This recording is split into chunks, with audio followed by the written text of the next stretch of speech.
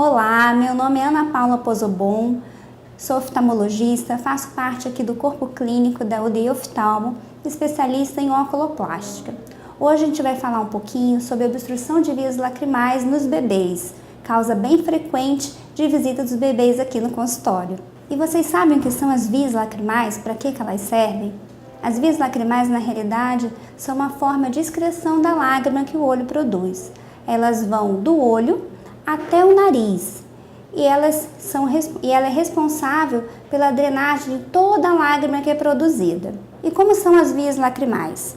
Na realidade, as vias lacrimais começam aqui no canto interno do olho, próximo ao nariz, e ela vai daqui até o nariz, percorrendo toda a asa lateral do nariz. Então, daqui até aqui e sai lá dentro do nariz.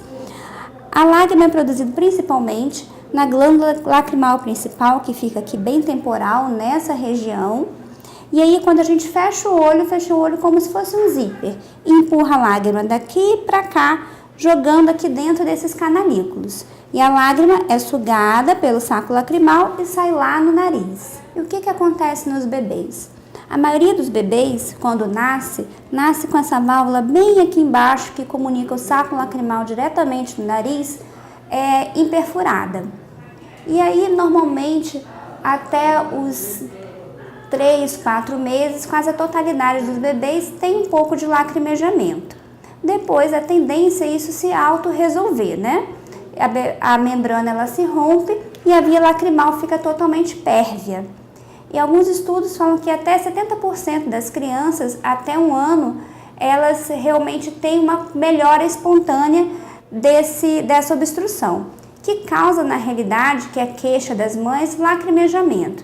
Então, é um bebê que lacrimeja e que realmente aquilo incomoda demais a mãe. Normalmente, a lágrima não é purulenta, é só lágrima mesmo, mas é um lacrimejamento persistente. E como seriam os sintomas dessa obstrução baixa nos bebês?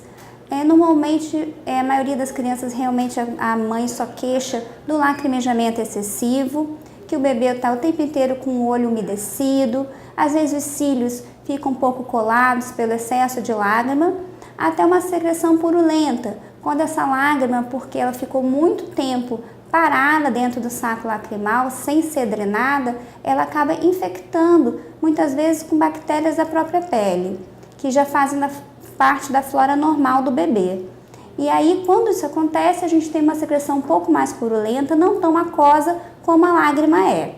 Mas isso é minoria, a maioria realmente é só um lacrimejamento que vai melhorando. E o grande questionamento dos pais é realmente se vai ter essa melhora espontânea no lacrimejamento.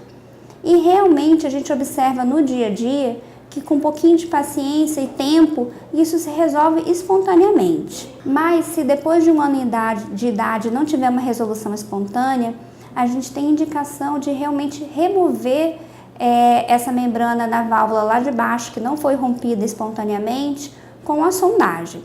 Mas antes da sondagem, a gente sempre tenta manobras de massagem do saco lacrimal para fazer pressão e essa membrana se romper. Essa massagem é muito importante fazer da forma correta, que é colocar o dedo, como a gente viu ali na anatomia, aqui no canto do nariz e pressionar para baixo, empurrando a lágrima assim em direção à parte mais posterior do saco lacrimal, que é realmente onde tem a membrana. Muitas vezes só a massagem 3, 4 vezes ao dia, normalmente a gente recomenda que a mãe faça isso durante a amamentação do bebê, resolve e auxilia bastante.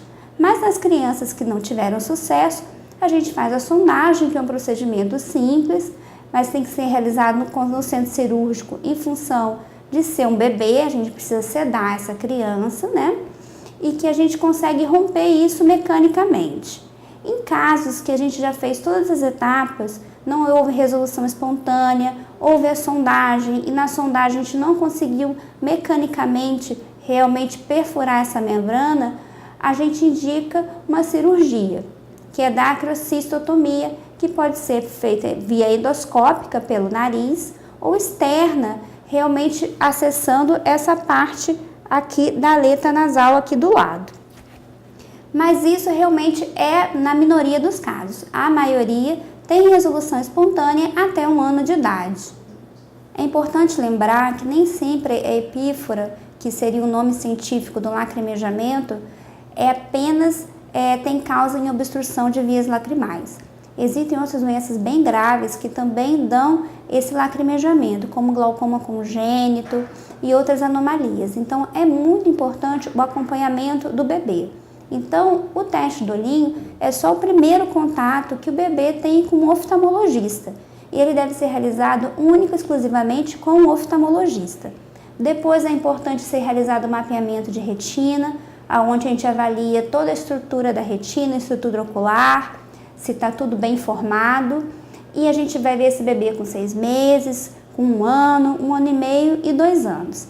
E sempre que a mãe perceber que há um lacrimejamento excessivo, é importante trazer o oftalmologista para que a gente possa fazer o diagnóstico diferencial com outras patologias que são mais graves e precisam de intervenção imediata. Hoje a gente falou um pouquinho sobre obstrução de vias lacrimais nos bebês e até uma próxima oportunidade que a gente pode estar realmente conversando sobre outros temas relevantes da oculoplástica.